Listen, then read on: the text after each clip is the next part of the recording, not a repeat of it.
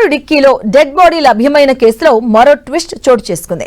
మానస హత్య కేసులో ఆమె తండ్రి పాత్ర ఉన్నట్టుగా గుర్తించారు పోలీసులు.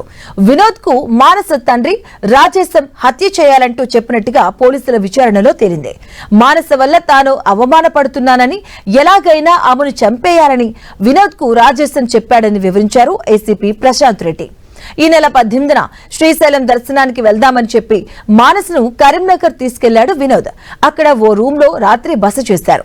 ఆ సమయంలోనే మానస గొంతు పిసికి హత్య చేశాడు వినోద్. అనంతరం ఆమె డెడ్ బాడీని బెడ్షీట్ లో చుట్టుకుని కారు డిక్కీలో పెట్టాడు. మానస తండ్రి రాజేశంకు ఫోన్ చేసి జరిగిందంతా చెప్పాడు.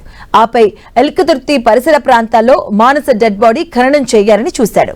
ఈ సమయంలోనే పోలీసులకు అడ్డంగా దొరికిపోయాడు. ప్రస్తుతం వినోద్ పోలీసుల అదుపులో ఉండగా మానస తండ్రి రాజేశం పరారీలో ఉన్నాడు. అతడి కోసం ప్రత్యేక బృందాలతో గాలిస్తున్నామని చెప్పారు ఏసీపీ ప్రశాంత్ రెడ్డి. చాలా ఇబ్బంది పెడుతూ నానా బీభత్సం సృష్టిస్తుందని వాళ్ళిద్దరు వృద్ధులైపోయారు. ఆ తండ్రి టార్చర్ తట్టుకోలేక ఎప్పటి నుండో పరిచయం ఉన్న ఫ్యామిలీకి దగ్గరగా అటాచ్ అయి ఉన్న ఈ వినోద్ కుమార్తో సరే పిలిచి, నా వల్ల అయితే లేదు, మాకు ఇబ్బంది అవుతుంది, ఇద్దరు ముసలాళ్ళు అయిపోయినాం, ఈ పిల్లను ఏదో రకంగా భూమి మీద లేకుండా చేయి అని చెప్పేసి ఆయన అనడం, ఆల్రెడీ అమ్మాయితో ఇబ్బంది పడడం ఇతను కూడా, ఈ వినోద్ కుమార్ కూడా ఈ పెళ్లి చేసుకో అని చెప్పేసి అనడం, రకరకాలుగా మాట్లాడడం, అయితే ఇతనికి ఫ్రస్ట్రేషన్,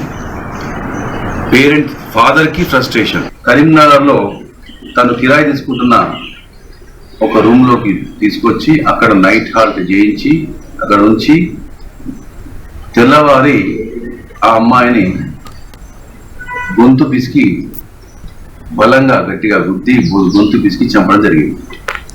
చనిపోయిన తర్వాత చీకటి అయిన తర్వాత ఆ అమ్మాయిని ఆ చెద్దర్లో బెడ్షీట్లో పెట్టేసి తను తీసుకొచ్చిన ఈ యొక్క హుండాయ్ ఆరా కార్లో తను ఫస్ట్ ఫ్లోర్లో ఉంటాడు, షిఫ్ట్ చేసేసుకొని ఇక్కడే ఎక్కడైనా ఎల్కతుర్తి పరిసర ప్రాంతంలో బొంద పెడదామని చెప్పేసి డెసిషన్ తీసుకున్నాడు.